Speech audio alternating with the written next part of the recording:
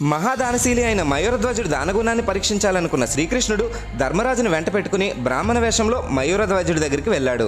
రాజా, మిమ్మల్ని దర్శించుకోవడానికి వచ్చే మార్గంలో సింహం మా బిడ్డని అపహరించిందని, మా బిడ్డకు బదులుగా మీ శరీరాన్ని మీ భార్య బిడ్డలే సగభాగం కోసి సింహానికి ఆహారంగా ఇస్తే సింహం మా బిడ్డని విడిచిపెడతానందని చెప్పారు. మయూరధ్వజుడు అందుకు సరేనని సన్నద్ధమవుతుండగా అతడి ఎడమ కంటి నుండి నీరు రావడాన్ని గమనించిన ధర్మరాజు ఏడుస్తూ ఇచ్చే ధర్మం తమకు వద్దని అనడంతో తన ఎడమ భాగం ఎవరికీ ఉపయోగపడకుండా వృధాగా పోతుందనే బాధతో ఆ కంటి నుండి నీరు వచ్చిందని మయూరధ్వజుడు చెప్పాడు. కృష్ణుడు సంతోషించి తన నిజరూపం ధరించి మయూరధ్వజుడిని ఏం వరం కావాలో కోరుకోమన్నాడు.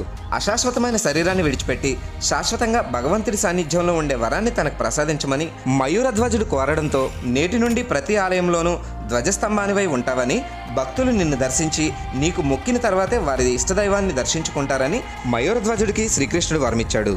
అలా అప్పటి నుండి మయూరధ్వజుడు ఆలయాల ముందు ధ్వజస్తంభమయ్యాడు. జై శ్రీకృష్ణ.